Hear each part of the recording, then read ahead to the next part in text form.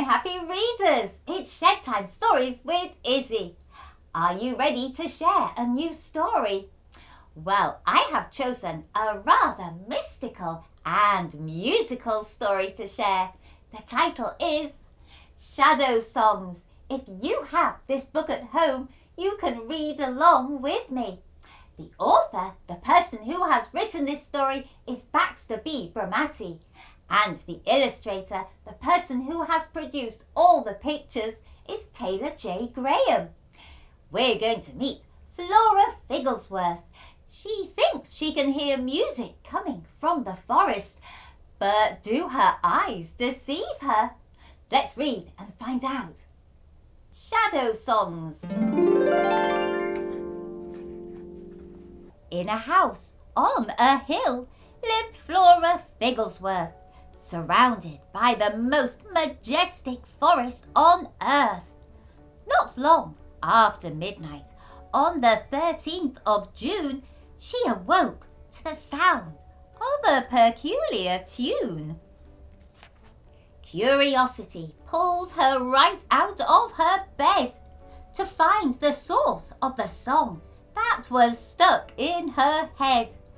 She left her home to explore in the middle of the night and entered the woods, guided by firefly light. Eager to find from where the music was coming, Flora ran towards the sound of pounding and drumming. It didn't take long to find the source of the beat. A frog banging drums with all four of its feet. At least for a moment, that's what she thought she saw, but the truth was revealed before she dropped her jaw. Suddenly, fireflies lit up the forest floor. Flora saw mushrooms and a frog with a thunderous snore. Flora walked on through the darkened forest, following the sound of a tiny chorus, to a spot in the woods with a large microphone and a crooning raccoon with a soothing tone. She felt reassured by its rhythmic voice, but just before she was about to rejoice, fireflies glowed above the woodland trails, revealing a snoring raccoon among cattails. She listened for the sound of a plucking string and walked till she saw a funny-looking thing. Could it be that a woodchuck really played the guitar? That's how it looked under faint light from a star. But how much guitar could a woodchuck shred? The fireflies illuminated the path ahead.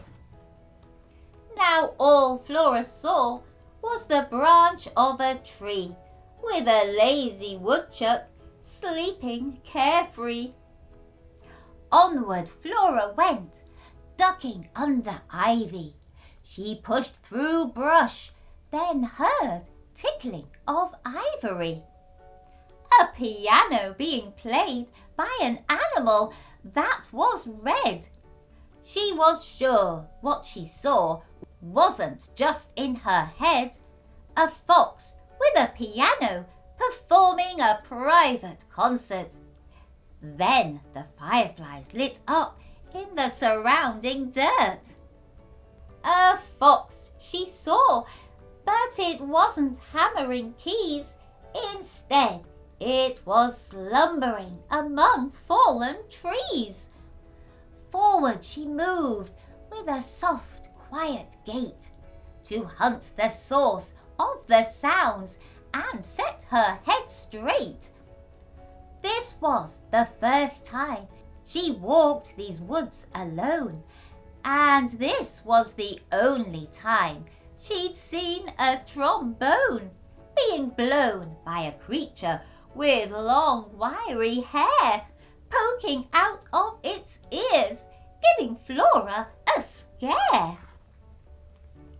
But truth was revealed with the firefly's shine. It was a bobcat napping near a creeping vine. Farther Flora crept to further investigate, with a need to find the sound since it was getting late. She then caught a glimpse and froze in her track, an outline of a bear in a shadow of black, with a banjo in hand and kazoo in its lips. She thought the bear's shadow was shaking its hips. But when the firefly's light forced a reveal, it was a branch-cuddling bear with no banjo of steel. The bear opened an eye and shot Flora a wink. Then Flora's nose tingled, catching a terrible stink. She began to retreat, but was stopped by a jingling. This was no longer a place for her to be lingering. She saw a big tambourine being hit by a skunk that was tapping its foot on the fallen tree trunk. As fireflies glowed, she saw a skunk and sunflower. Another moment with the smell and she'd need to shower. The skunk was awake. Flora took off with a fright to escape these grand woods in the middle of the night. She thought maybe the sounds were just in her head as she ran all the way home and climbed back into bed. Could she still hear the notes of the forest's theme?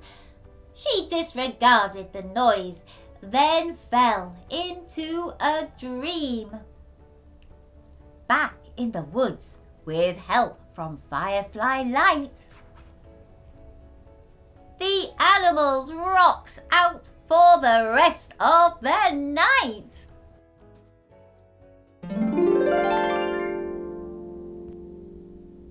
Oh, what a mystical and magical story that was! Flora Figglesworth certainly was curious and went to investigate in the forest where all these sounds were coming from. But when the fireflies lit up the forest, all the animals were just fast asleep. Little did she know, after she'd gone to bed, they were all rocking with their instruments. I wonder, do you think a bear could really play a banjo? I hope you've enjoyed this Shed Time story, and if you want to, you can like, share, follow and subscribe to Shed Time Stories. Then you'll be ready for the next book for us to share together.